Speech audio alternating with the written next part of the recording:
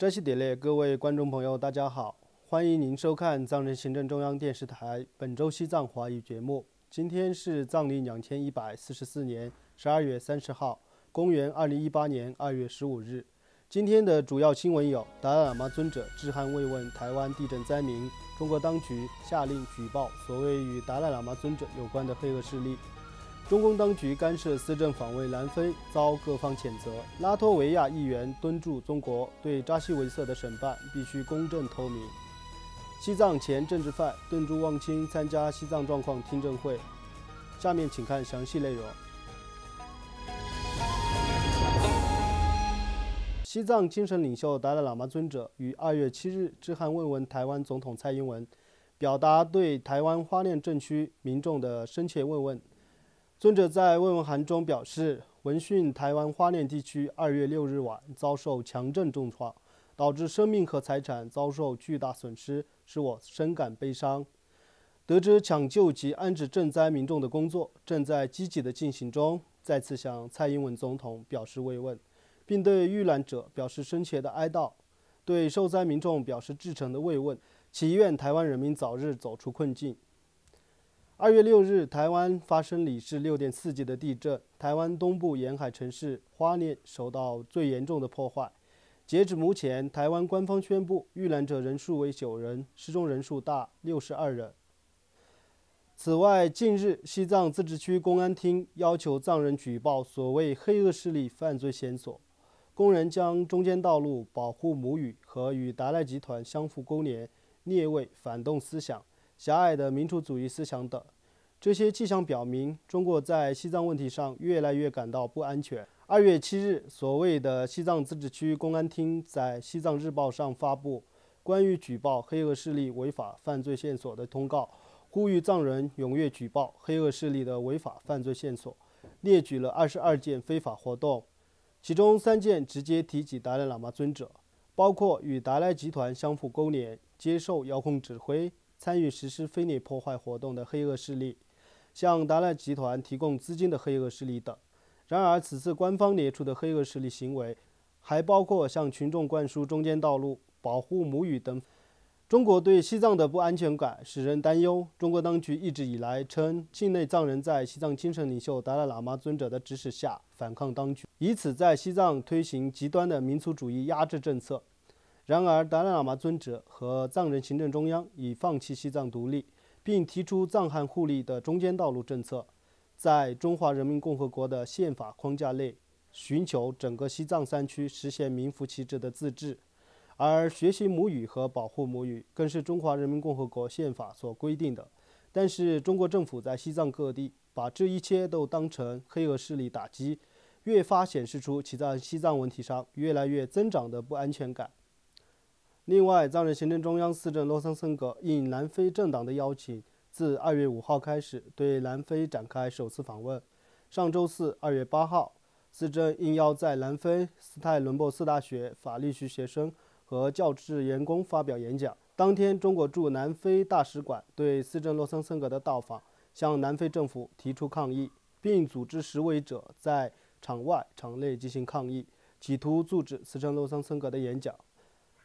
虽然达赖喇嘛尊者和藏人行政中央长久以来放弃西藏独立，而是以中间道路政策寻求西藏问题的解决，但是正当司政洛桑森格在斯泰伦博斯大学发表演讲时，场外有包括中国人和南非人在内的约100人，在中国驻南非大使馆的组织和支持下，手举写有一个中国政策、西藏是中国不可分割的一部分等字样的横幅和标语牌，并呼喊口号进行抗议。其中部分人还闯入场内进行捣乱，企图阻止司政洛桑森格的演讲。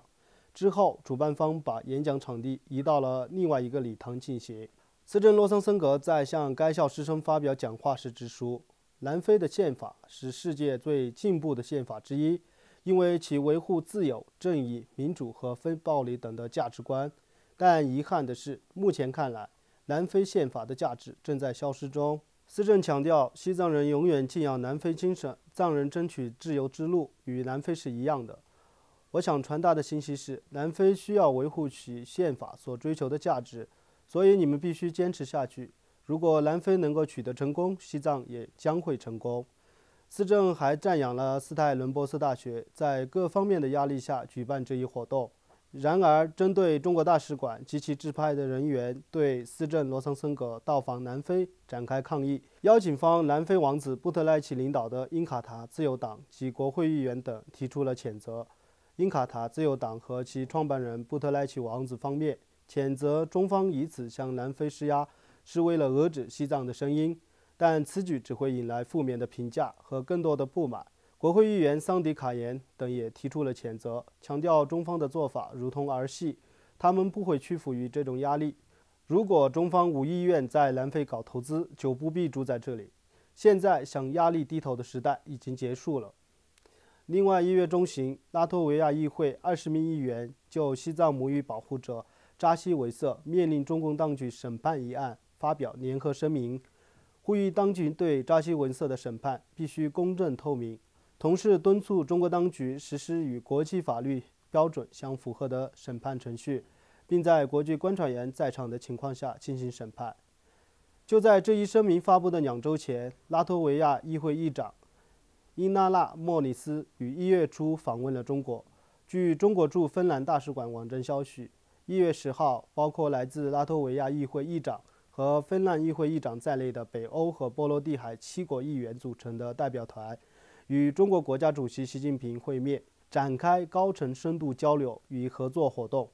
对于中国当局审判扎西维瑟一案，欧洲议会通过紧急决议，要求中国当局立即释放扎西维瑟和僧人确记。扎西维瑟被拘留近2年后，于2018年1月4日受审。来自美国、德国、英国、加拿大等国驻中国代表以及欧盟的外交官员前往玉树观察审判，但被中国当局拒绝在法庭门外。对扎西维瑟的审判持续了4个小时，但法庭没有做出任何的裁决，宣布择期宣判。